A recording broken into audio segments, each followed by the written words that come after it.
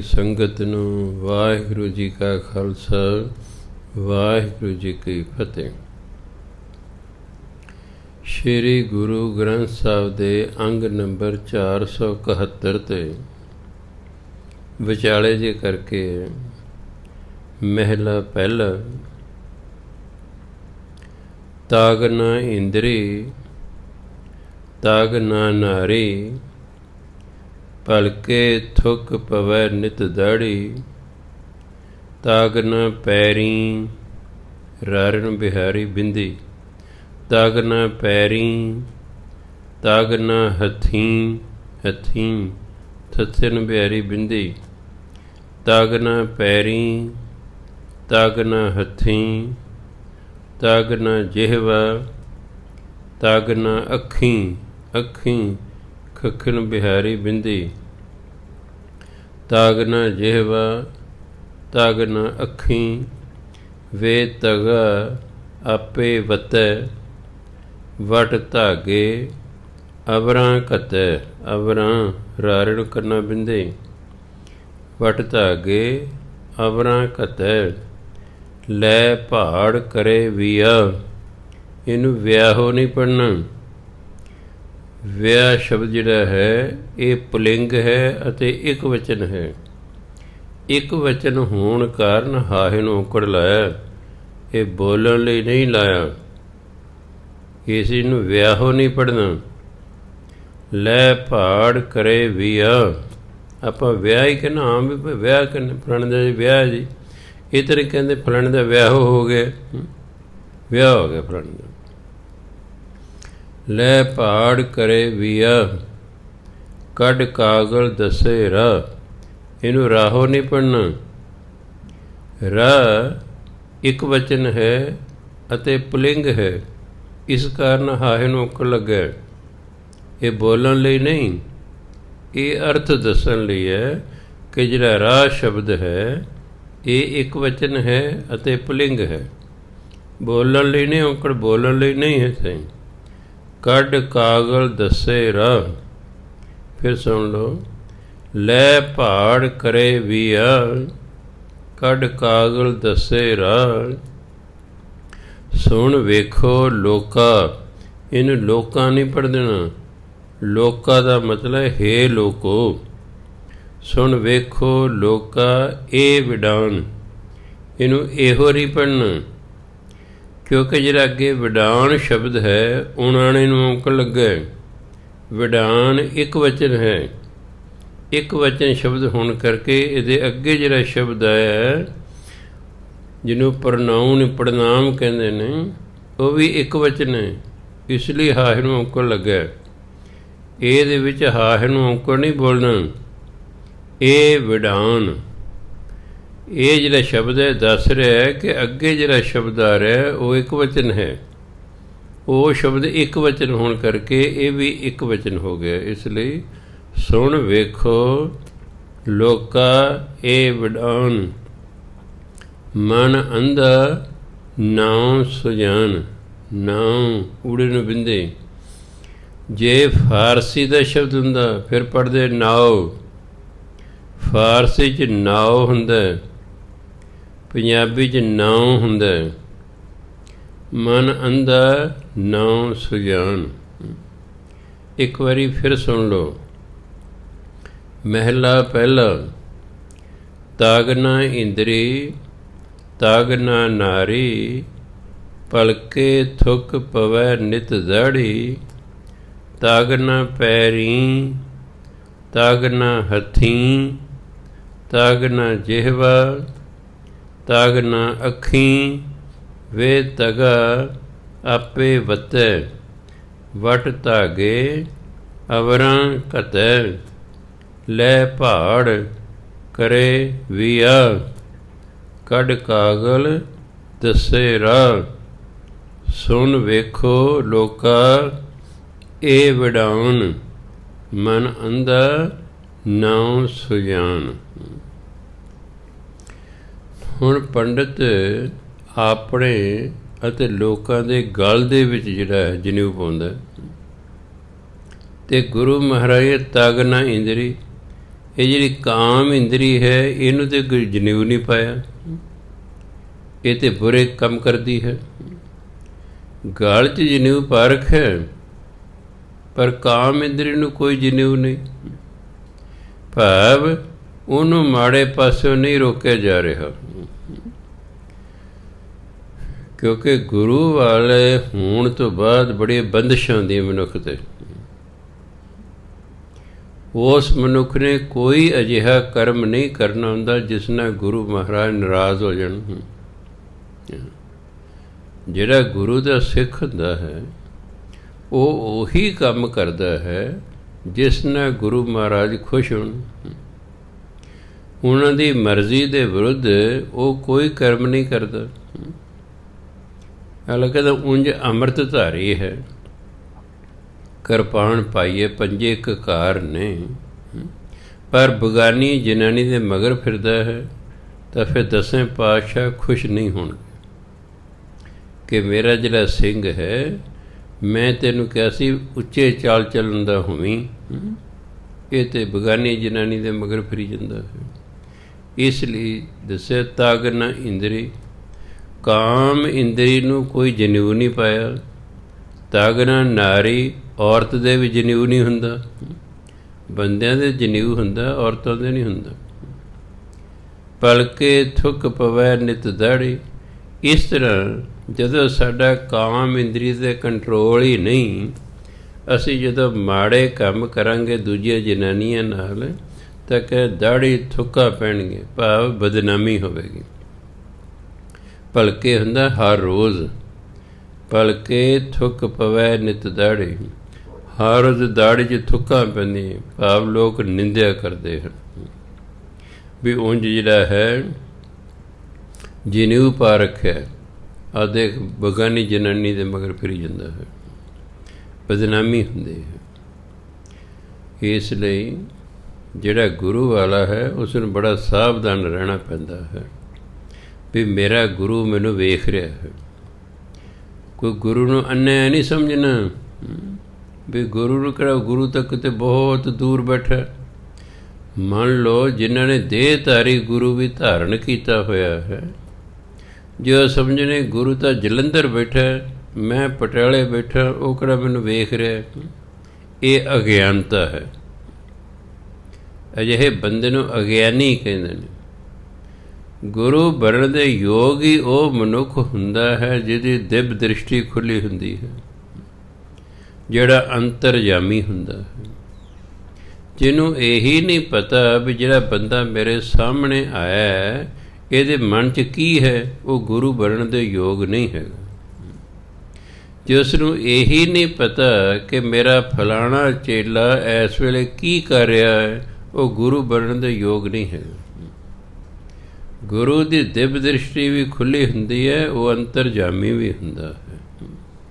ਇਸ ਲਈ ਹਰ ਇੱਕ ਸਿੱਖ ਨੂੰ ਗੁਰੂ ਮਹਾਰਾਜ ਤੋਂ ਡਰ ਕੇ ਰਹਿਣਾ ਚਾਹੀਦਾ ਵੀ ਦਸਵੇਂ ਪਾਤਸ਼ਾਹ ਮੈਨੂੰ ਵੇਖ ਰਹੇ ਹਨ।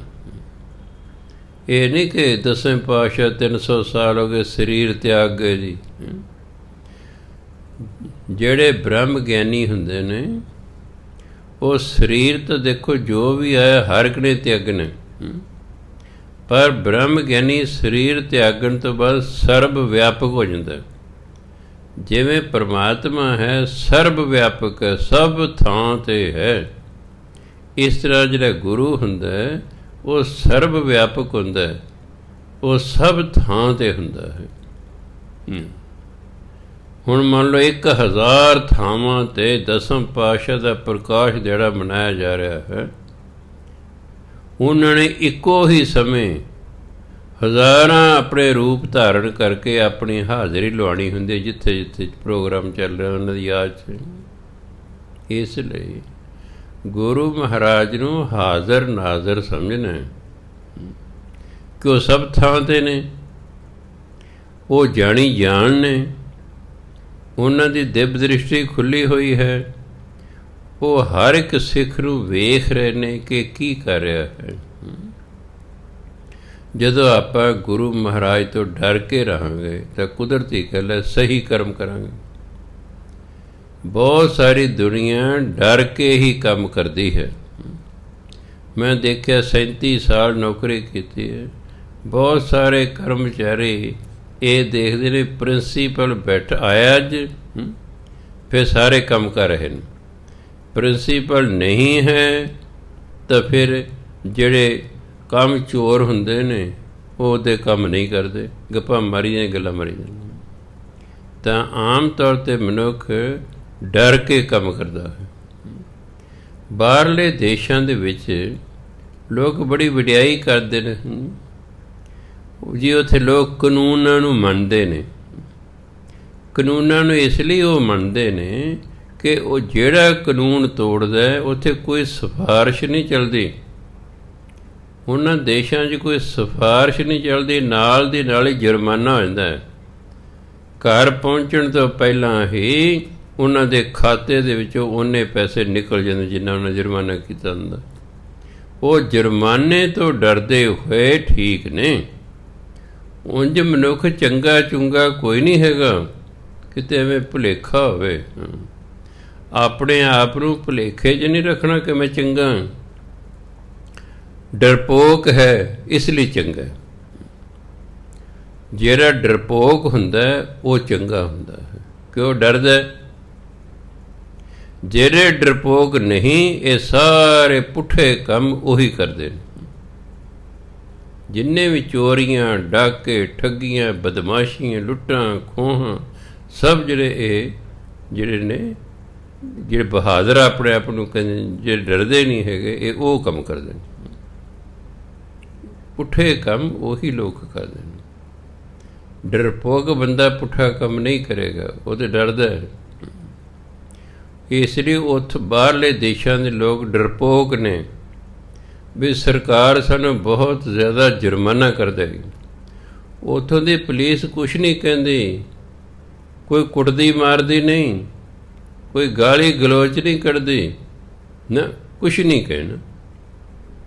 ਇੱਕ ਲੜਕੀ ਕਹਿੰਦੀ, ਅੰਕਲ ਜੀ ਮੈਂ ਹਿੰਦੁਸਤਾਨ ਤੋਂ ਗਈ ਸੀ, ਮੈਨੂੰ ਗਿਆ ਭੁੱਲ, ਕੈਨੇਡਾ ਗਈ ਸੀ, ਮੈਂ ਕਾਰ ਦਾ ਸ਼ੀਸ਼ਾ ਨੀਵਾਂ ਕੀਤਾ ਅਤੇ ਬਾਹਰ ਥੁੱਕਤਾ। ਉਹਦੀ ਪਤਾ ਲੱਗਾ ਜਦੋਂ ਮੈਨੂੰ $100 ਜੁਰਮਾਨਾ ਹੋ ਗਿਆ। ਥੋੜ੍ਹਾ ਨਹੀਂ, $100, ਉਹਨੂੰ 60 ਨਾਲ ਜਾਂ 50 ਨਾਲ ਗੁਣਾ ਕਰ ਲਓ ਤਾਂ ਕਿੰਨਾ ਹੋ ਗਿਆ? 5000 ਹੋ ਗਿਆ। ਹਿੰਦੁਸਤਾਨ ਦਾ ਜਿਹੜਾ ਹੈ 5000 ਰੁਪਏ ਜੁਰਮਾਨਾ ਹੋ ਗਿਆ। ਹੁਣ ਕਹਿੰਦੀ ਮੈਂ ਹਿੰਦੁਸਤਾਨ 'ਚ ਆ ਕੇ ਵੀ ਨਹੀਂ ਥੁੱਕਦੀ। ਡਰ ਬੈਠ ਗਏ ਨੂੰ। ਇਹ ਨਾ ਸੋਚੋ ਕਿ ਉੱਥੋਂ ਦੇ ਲੋਕ ਚੰਗੇ ਨੇ। ਲੋਕ ਸਾਰੀ ਦੁਨੀਆ ਦੇ ਇੱਕੋ ਜਿਹੇ ਹੁੰਦੇ ਨੇ। ਸਾਰੇ ਸੰਸਾਰ ਦੇ ਲੋਕ ਇੱਕੋ ਜਿਹੇ ਹੁੰਦੇ ਨੇ। ਸਾਰਿਆਂ 'ਚ ਕਾਮ ਹੁੰਦਾ, ਸਾਰਿਆਂ 'ਚ ਕ੍ਰੋਧ ਹੁੰਦਾ, ਸਾਰਿਆਂ 'ਚ ਲੋਭ ਹੁੰਦਾ, ਸਾਰਿਆਂ 'ਚ ਮੋਹ ਹੁੰਦਾ, ਸਾਰਿਆਂ 'ਚ ਹੰਕਾਰ ਹੁੰਦਾ, ਚਾਹੇ ਉਹ ਕਿਸੇ ਵੀ ਦੇਸ਼ ਦਾ ਬੰਦਾ ਹੈ। ਕੀੜੇ ਦੇ ਵਿੱਚ ਵੀ ਇਹ ਪੰਜੇ ਔਗਣ ਨੇ, ਹਾਥੀ 'ਚ ਵੀ ਨੇ, ਮਨੁੱਖ 'ਚ ਵੀ ਨੇ, ਅਤੇ ਮਨੁੱਖ ਚਾਹੇ ਕਿਸੇ ਦੇਸ਼ 'ਚ ਹੈ, ਇਹ ਪੰਜੇ ਚੀਜ਼ਾਂ ਰਹਿਣਗੀਆਂ ਉਹਦੇ ਅੰਦਰ। ਜੇ ਡਰ ਨਹੀਂ ਤਾਂ ਫਿਰ ਕਾਮੀ ਵੀ ਲੋਕ ਹੋ ਜਾਣਗੇ, ਕ੍ਰੋਧੀ ਵੀ, ਲੜਾਈ ਝਗੜੇ ਸਭ ਕੁਛ ਹੋ ਜਾਏਗਾ। ਜੇ ਡਰ ਹੈ ਵੀ ਸਾਨੂੰ ਜੁਰਮਾਨਾ ਬਹੁਤ ਹੋ ਜਾਣਾ ਹੈ, ਫਿਰ ਉਹ ਡਰ ਕੇ ਰਹਿੰਦੇ ਨੇ ਅਤੇ ਠੀਕ ਰਹਿੰਦੇ ਨੇ। ਅਤੇ ਅਸੀਂ ਕਹਿੰਦੇ ਜੀ ਬਾਹਰਲੇ ਦੇਸ਼ਾਂ ਦੇ ਲੋਕ ਕਾਨੂੰਨ ਬੜਾ ਮੰਨਦੇ ਨੇ। ਇੱਥੇ ਲੱਗ ਜਾਓ ਸਖਤੀ ਕਰਨ, ਕੋਈ ਸਿਫਾਰਿਸ਼ ਨਾ ਪੁਲਿਸ ਮੰਨੇ। ਪੁਲਿਸ ਨੂੰ ਆਰਡਰ ਦੇ ਦਿੱਤਾ ਜਾਵੇ ਤੁਸੀਂ ਕਿਸੇ ਦੀ ਕੋਈ ਸਿਫਾਰਿਸ਼ ਨਹੀਂ ਮੰਨਣੀ। ਜਿਹੜਾ ਗਲਤੀ ਕਰਦੇ ਉਹਨੂੰ ਜੁਰਮਾਨਾ ਕਰ ਦਿਓ। ਕੋਈ ਗਾਲ ਨਹੀਂ ਕੱਢਣੀ, ਉਹਨੂੰ ਕੁੱਟਣਾ ਮਾਰਨਾ ਨਹੀਂ, ਥੱਪੜ ਨਹੀਂ ਮਾਰਨਾ, ਕੁਛ ਨਹੀਂ ਕਰਨਾ। ਰੋਕ ਕੇ ਜੁਰਮਾਨਾ ਕਰ ਦਿਓ, ਲਿਆ ਵੀ ਹੁਣੇ ਦੇ, ਨਹੀਂ ਤਾਂ ਉਹਦੇ ਕਾਗਜ਼ ਪੱਤਰ ਰੱਖ ਲਓ। ਜੁਰਮਾਨਾ ਭਰੇਗਾ ਤਾਂ ਉਹਨੂੰ ਕਾਗਜ਼ ਪੱਤਰ ਮਿਲਣਗੇ, ਆਪੇ ਠੀਕ ਸਭ ਕੁਛ ਹੋ ਜਾਏਗਾ। ਇੱਥੇ ਤਾਂ ਜਿਹੜਾ ਹੈ ਸਿਫਾਰਿਸ਼ਾਂ ਹੁੰਦੀਆਂ ਨੇ, ਉਹ ਕੋਈ ਗੱਲ ਨਹੀਂ ਬਣਦੀ ਹੈਗੀ। ਇੱਕ ਸਕੂਲ 'ਚ ਮੈਂ ਲੱਗਾ ਸੀ, ਉੱਥੇ ਇੱਕ ਜਥੇਦਾਰ ਸੀ, ਬੜਾ ਪ੍ਰਸਿੱਧ ਜਥੇਦਾਰ ਜੀ। ਥਾਣੇਦਾਰ ਨੇ ਟਰੱਕ ਰੋਕ ਲਿਆ, ਉਹ 'ਚ ਭੁੱਖੀ ਸੀ, ਉਹ ਡਰਾਈਵਰ ਕਹਿੰਦਾ ਜੀ ਇਹ ਫਲਾਣੇ ਦੀ ਭੁੱਕੀ ਹੈ, ਇਹ ਫਲਾਣੇ ਜਥੇਦਾਰ ਦੀ ਭੁੱਕੀ ਹੈ। ਹੁਣ ਟਰੱਕ ਉਹ ਵਿਚਾਰਾ ਉਹ ਕੀ ਕਹੇ, ਥਾਣੇਦਾਰ ਉਹਨੇ ਛੱਡਤਾ। 5-7 ਦਿਨ ਬਾਅਦ ਫਿਰ ਟਰੱਕ ਭੁੱਕੀ ਦਾ ਫੜ ਲਿਆ। ਕਹਿ ਜੀ ਉਸੇ ਜਥੇਦਾਰ ਦਾ ਹੀ ਹੈ, ਉਸੇ ਦੇ, ਉਹਨਾਂ ਦਾ ਰਾਜ ਸੀ ਉਸ ਵੇਲੇ। ਉਹਨਾਂ ਦਾ ਉਸ ਵੇਲੇ ਰਾਜ ਸੀ, ਕੁਛ ਵੀ ਨਹੀਂ। ਸੋ ਪੁਲਿਸ ਵਾਲਿਆਂ ਦਾ ਵੀ ਮਾੜਿਆਂ 'ਤੇ ਜ਼ੋਰ ਚੱਲਦਾ, ਤਕੜਿਆਂ 'ਤੇ ਕਿਸੇ ਦਾ ਜ਼ੋਰ ਨਹੀਂ ਚੱਲਦਾ। ਇਸ ਲਈ ਗੁਰੂ ਮਹਾਰਾਜ ਕਹਿੰਦੇ ਨੇ ਕਿ ਤੂੰ ਸਰੀਰ ਦੇ ਉੱਤੇ ਤਾਂ ਜਨੇਊ ਪਾਇਆ ਹੋਇਆ ਹੈ, ਪਰ ਜਿਹੜੀ ਤੇਰੀ ਕਾਮ ਇੰਦਰੀ ਇਸ ਨੂੰ ਤੂੰ ਕੋਈ ਜਨੇਊ ਨਹੀਂ ਪਾਇਆ, ਇਸ ਨੂੰ ਕੋਈ ਜਨੇਊ ਨਹੀਂ ਪਾਇਆ। ਨਾਰੀ ਨੂੰ ਕੋਈ ਜਨੇਊ ਨਹੀਂ ਪਾਇਆ ਹੋਇਆ। ਫਿਰ ਤੂੰ ਮਾੜੇ ਕੰਮ ਕਰਦਾ ਹੈ, ਇਸ ਲਈ ਹਰ ਰੋਜ਼ ਤੇਰੀ ਦਾੜੀ ਥੁੱਕਾਂ ਪੈਂਦੀਆਂ, ਭਾਵ ਤੇਰੀ ਬਦਨਾਮੀ ਹੁੰਦੀ ਹੈ। ਤਾਗਨਾ ਪੈਰੀ, ਪੈਰਾਂ ਦੇ ਵਿੱਚ ਵੀ ਕੋਈ ਜਨੇਊ ਨਹੀਂ, ਪੈਰ ਪੁੱਠੇ ਪਾਸੇ ਜਾ ਰਹੇ ਨੇ। ਪੈਰਾਂ ਨਾਲ ਚੱਲ ਕੇ ਅਸੀਂ ਜਾਣਾ, ਚੋਰੀ ਕਰਨ, ਡਾਕੇ ਮਾਰਨ, ਲੁੱਟਾਂ ਖੋਹਾਂ ਕਰਨ। ਪੈਰਾਂ ਨੂੰ ਵੀ ਕੋਈ ਤਗ ਨਹੀਂ ਹੈ, ਪੈਰਾਂ ਨੂੰ ਵੀ ਕੋਈ ਜਨੇਊ ਨਹੀਂ, ਇਹ ਮਾੜੇ ਪਾਸੇ ਜਾ ਰਹੇ ਨੇ। ਤਗ ਨਾ ਹੱਥੀਂ, ਹੱਥਾਂ ਨੂੰ ਵੀ ਕੋਈ ਜਨੇਊ ਨਹੀਂ ਹੈ, ਹੱਥਾਂ ਨਾਲ ਲੋਕ ਮਾੜੇ ਕੰਮ ਕਰਦੇ ਨੇ, ਬੜੇ ਕੰਮ ਕਰਦੇ। ਤਾਗ ਨਾ ਜਿਹਵਾ, ਜੀਭ ਨੂੰ ਜਿਹੜਾ ਹੈ ਇਹਨੂੰ ਵੀ ਕੋਈ ਜਨੇਊ ਨਹੀਂ, ਇਹ ਗਾਲਾਂ ਕੱਢਦੀ ਹੈ, ਅਵਾ ਤਵਾ ਬੋਲਦੀ ਹੈ, ਨਿੰਦਿਆ ਕਰਦੀ ਹੈ, ਇਹਦੇ 'ਤੇ ਕੋਈ ਕੰਟਰੋਲ ਨਹੀਂ। ਤਾਗ ਨਾ ਅੱਖੀਂ, ਅੱਖਾਂ ਨੂੰ ਵੀ ਕੋਈ ਜਨੇਊ ਨਹੀਂ ਹੈ, ਇਹ ਪਰਾਇਆ ਰੂਪ ਵੇਖਦੀਆਂ ਰਹਿੰਦੀਆਂ ਨੇ, ਇਹ ਪਰਾਇਆ ਰੂਪ ਤੱਕਦੀਆਂ ਰਹਿੰਦੀਆਂ। ਵੇ ਤੱਗਾ ਆਪੇ ਵਤ, ਇਸੇ ਜਿਹੜਾ ਪੰਡਤ ਹੈ ਆਪ ਬਿਨਾਂ ਜਨੇਊ ਤੋਂ ਹੀ ਫਿਰ ਰਿਹਾ ਹੈ। ਮੁਝ ਗੱਲ 'ਚ ਤੇ ਫਰਕ ਹੈ, ਪਰ ਉਹ ਜਨੇਊ ਦੇ ਮਗਰ ਜੋ ਭਾਵਨਾ ਹੈ, ਉੱਚਾ ਆਚਰਣ, ਉਹ ਹੈ ਨਹੀਂ, ਉਹ ਹੈ ਨਹੀਂ। ਸੋ ਇਹ ਨਿਰੇ ਵਿਖਾਵੇ ਦੇ ਕੰਮ ਨਹੀਂ ਕਰਨੇ ਚਾਹੀਦੇ। ਜਿਵੇਂ ਅੰਮ੍ਰਿਤਧਾਰੀ ਹੈ, ਇਸ ਦਾ ਜੀਵਨ ਅਣ ਅੰਮ੍ਰਿਤਧਾਰੀ ਨਾਲ ਵੱਖਰਾ ਹੋਣਾ ਚਾਹੀਦਾ। ਜੇ ਜੀਵਨ 'ਚ ਕੋਈ ਫਰਕ ਨਹੀਂ ਦਿਸ ਰਿਹਾ ਤਾਂ ਫਿਰ ਇਹਦਾ ਮਤਲਬ ਇਹ ਬਰਾਏ ਨਾਮ ਅੰਮ੍ਰਿਤਧਾਰੀ ਹੈ, ਕੰਮ ਮਨਮੁਖਾਂ ਵਾਲੇ ਹੀ ਕਰ ਰਿਹਾ ਹੈ। ਗੁਰੂ ਵਾਲਾ ਅਤੇ ਨਿਗੁਰਾ ਦੋਨਾਂ ਦੇ ਜੀਵਨ 'ਚ ਆਮ ਲੋਕਾਂ ਨੂੰ ਫਰਕ ਵਿਖਾਈ ਦੇਣਾ ਚਾਹੀਦਾ ਵੀ ਇਹ ਗੁਰੂ ਵਾਲਾ ਹੈ, ਇਹ ਨਿਗੁਰਾ ਹੈ। ਜੇ ਦੋਨਾਂ ਦਾ ਜੀਵਨ ਇੱਕੋ ਜਿਹਾ ਹੀ ਤੁਹਾਨੂੰ ਦਿਸ ਰਿਹਾ ਤਾਂ ਫਿਰ ਇਹਦਾ ਮਤਲਬ ਹੈ ਜਿਹੋ ਜਿਹਾ ਗੁਰੂ ਧਾਰਨ ਕੀਤਾ, ਜਿਹੋ ਨਾ ਕੀਤਾ। ਇਸ ਲਈ ਕਹਿੰਦੇ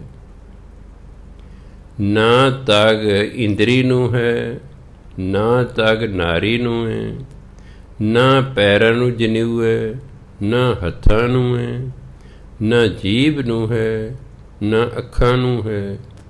ਫਿਰ ਤਾਂ ਬਿਨਾਂ ਬੇਤਗਾ ਬਿਨਾਂ ਤਗ ਦੇ ਵੱਤਿਆਂ ਦੇ ਫਿਰਨ, ਆਪ ਬਿਨਾਂ ਤਗ ਦੇ ਫਿਰਦਾ ਹੈ ਜਨੇਊ ਦੇ। ਵਟ ਧਾਗੇ ਅਵਰਾਂ ਘਤੈ, ਤੇ ਧਾਗੇ ਵਟ ਕੇ ਉਹਦੇ ਜਨੇਊ ਬਣਾ ਕੇ ਦੂਜਿਆਂ ਦੇ ਗਲਾਂ 'ਚ ਪਾ ਰਿਹਾ, ਘਤੈ ਮੈਂ ਪਾਉਂਦਾ। ਧਾਗੇ ਵਟ ਕੇ, ਜਨੇਊ ਵਟ ਕੇ ਉਹ ਦੂਜਿਆਂ ਦੇ ਗਲਾਂ 'ਚ ਪਾ ਰਿਹਾ ਹੈ। ਲੈ ਭਾੜ ਕਰੇ ਵੀ ਆ, ਭਾੜਾ ਪਾ ਪੈਸੇ ਲੈ ਕੇ ਲੜਕੇ ਲੜਕੀ ਦੀ ਸ਼ਾਦੀ ਕਰ ਰਿਹਾ ਹੈ। ਪੈਸੇ ਲੈਂਦੇ ਨੇ, ਇੰਨੇ ਪੈਸੇ ਲਾਂਗੇ ਜੀ, ਆਨੰਦ ਕਰ ਜਾਂਦੇ, ਇੰਨੇ ਪੈਸੇ ਲਾਂਗੇ ਕੀਰਤਨ ਦੇ ਜੀ, ਪੈਸੇ ਲੈ ਕੇ ਕਰਦੇ। ਔਰ ਹੈਰਾਨੀ ਦੀ ਗੱਲ ਇਹ ਹੈ, ਸਿੱਖਾਂ ਦੇ ਵਿੱਚ ਵੀ ਲੜਕੀ ਵਾਲੇ ਕੀਰਤਨੀਆਂ ਦਾ ਪ੍ਰਬੰਧ ਕਰਦੇ ਹਨ ਵੀ ਮੁੰਡੇ ਵਾਲੇ ਕਿੱਥੋਂ ਲੈ ਕੇ ਆਉਣਗੇ ਨਾਲ, ਕਿਉਂਕਿ ਲਾਵਾਂ ਵੀ ਇੱਕ ਬੰਦੇ ਨੂੰ ਤਾਬਿਆ ਬੈਠ ਕੇ ਪੜ੍ਹਨੀਆਂ ਨੇ, 2 ਬੰਦੇ ਘੱਟ ਤੋਂ ਘੱਟ ਕੀਰਤਨ ਲਈ ਵੀ ਚਾਹੀਦੇ ਨੇ। ਪ੍ਰਬੰਧ ਲੜਕੀ ਵਾਲੇ ਕਰਦੇ ਨੇ, ਪੈਸੇ ਲੜਕੇ ਵਾਲਿਆਂ ਦੇਣੇ ਹੁੰਦੇ ਨੇ। ਲੜਕੀ ਵਾਲਿਆਂ ਤੋਂ ਪੈਸੇ ਲੈਣਾ ਗੁਰਬਾਣੀ 'ਚ ਮਨ੍ਹਾ ਕੀਤਾ ਹੋਇਆ ਹੈ। ਜੈਸੀ ਪੁੱਤਰੀ ਜਜਮਾਨ ਕੀ ਸਾ ਤੇਰੀ, ਜਿਹੋ ਜਿਹੀ ਲੜਕੀ ਜਜਮਾਨ ਦੀ ਹੈ, ਹੇ ਪੰਡਤ, ਹੇ ਗਿਆਨੀ ਜੀ, ਉਹ ਪੁੱਤਰੀ ਤੁਹਾਡੀ ਹੈ। ਤੁਸੀਂ ਤਾਂ ਆਪਣੀ ਧੀ ਦਾ ਵਿਆਹ ਕਰਨ ਦੇ ਪੈਸੇ ਲੈ ਰਹੇ ਹੋ। ਇਸ ਲਈ ਕੁੜੀ ਵਾਲਿਆਂ ਤੋਂ ਕੀਰਤਨ ਦੇ ਪੈਸੇ ਨਹੀਂ ਲਈ ਦਿੰਦੇ, ਇਹ ਮੁੰਡੇ ਵਾਲਿਆਂ ਦੇਣੇ ਹੁੰਦੇ ਨੇ। ਔਰ ਜਿੰਨੇ ਸੁਣ ਰਹੇ ਹੋ, ਆਪ ਜੀ ਨੂੰ ਸਭ ਨੂੰ ਬੇਨਤੀ ਹੈ, ਗੁਰਬਾਣੀ ਅਨੁਸਾਰ ਸ਼ਾਦੀ ਵੇਲੇ ਜੋ ਕੀਰਤਨ ਭੇਟ ਹੈ, ਮੁੰਡੇ ਵਾਲਿਆਂ ਦਾ ਫਰਜ਼ ਹੈ, ਕੁੜੀ ਵਾਲਿਆਂ ਨੂੰ ਪੁੱਛ ਲਓ ਕਿੰਨੇ ਰੁਪਏ ਤੁਸੀਂ ਕੀਤੇ ਨੇ ਜੀ? 1100 ਦੇ, 2100 ਦੇ, ਕਿੰਨੇ ਦੇ? ਉਹ ਮੁੰਡੇ ਵਾਲਿਆਂ ਪੈਸੇ ਦੇਣੇ ਹੁੰਦੇ ਨੇ। ਅਤੇ ਰਾਗੀਆਂ ਨੂੰ ਮੇਰੀ ਬੇਨਤੀ ਹੈ ਕਿ ਉਹਨਾਂ ਕੁੜੀ ਵਾਲੇ ਤੋਂ ਨਹੀਂ ਲੈਣੇ ਹੁੰਦੇ, ਭਾਵੇਂ ਪ੍ਰਬੰਧ ਕੁੜੀ ਵਾਲੇ ਕਰਦੇ ਨੇ।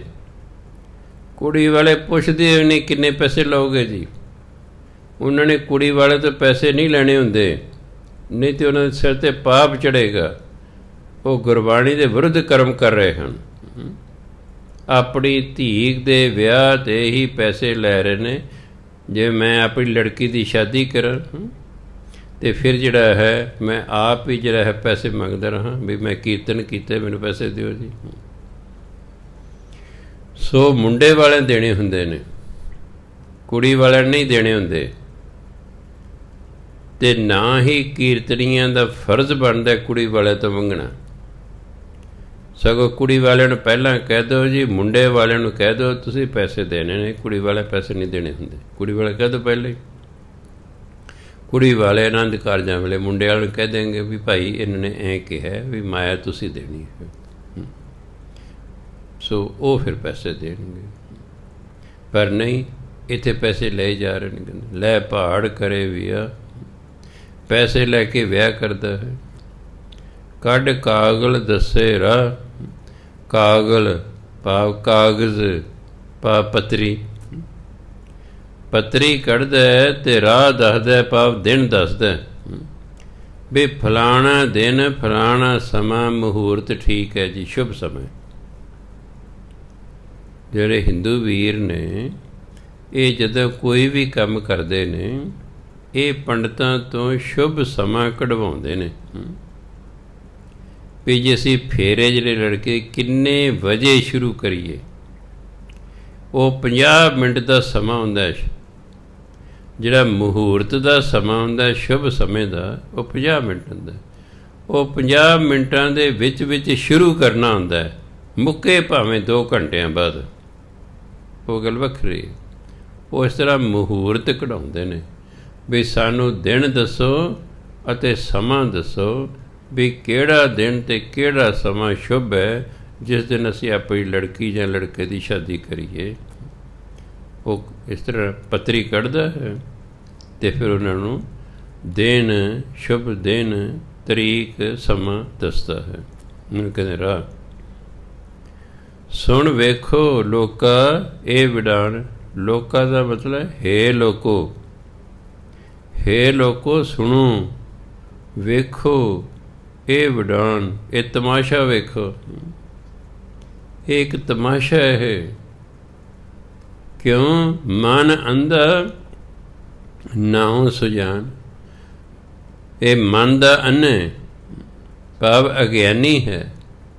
ਨਾਉ ਸੁਜਾਨ, ਨਾ ਰੱਖਿਆ, ਸੁਜਾਨ ਵੀ ਬੜਾ ਸਿਆਣਾ।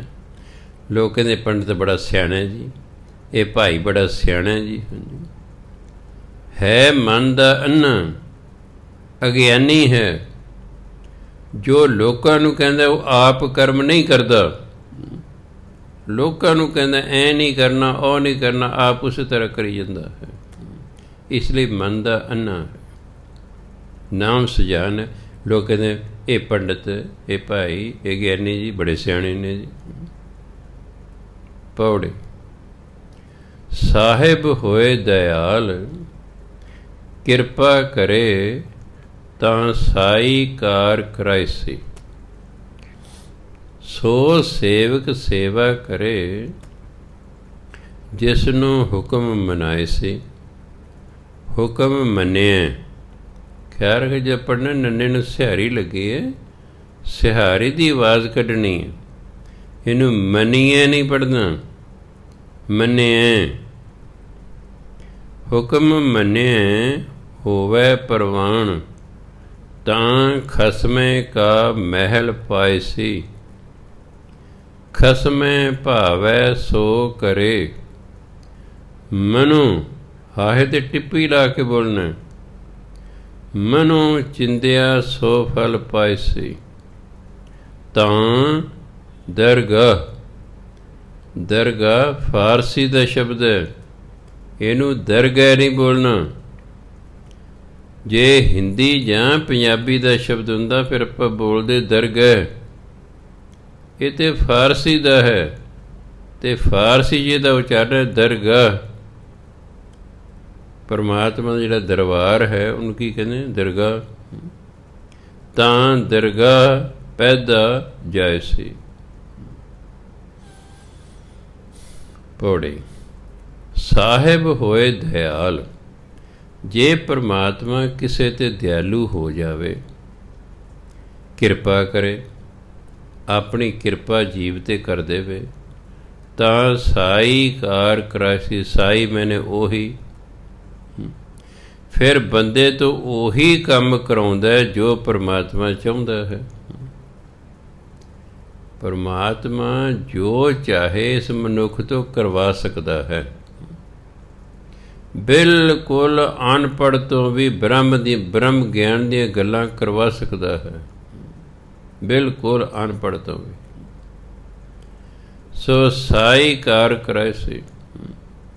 ਜੇ ਸਾਹਿਬ ਦਿਆਲੂ ਹੋ ਜੇ, ਆਪਣੀ ਕਿਰਪਾ ਕਰੇ, ਤਾਂ ਬੰਦਾ ਉਹੀ ਕੰਮ ਕਰਦਾ ਜੋ ਪਰਮਾਤਮਾ ਉਸ ਤੋਂ ਕਰਵਾਉਂਦਾ ਹੈ। ਸੋ ਸੇਵਕ ਸੇਵਾ ਕਰੇ, ਉਹੀ ਸੇਵਕ ਪਰਮਾਤਮਾ ਦੀ ਸੇਵਾ ਕਰਦਾ, ਭਾਵ ਸਿਮਰਨ ਕਰਦਾ। ਗੁਰੂ ਦੀ ਸੇਵਾ ਤੇ ਕਈ ਪ੍ਰਕਾਰ ਦੀ ਹੈ। ਗੁਰੂ ਦੇ ਬਸਤਰਾਂ ਨੂੰ ਧੋਣਾ, ਇਹ ਵੀ ਗੁਰੂ ਦੀ ਸੇਵਾ ਹੈ।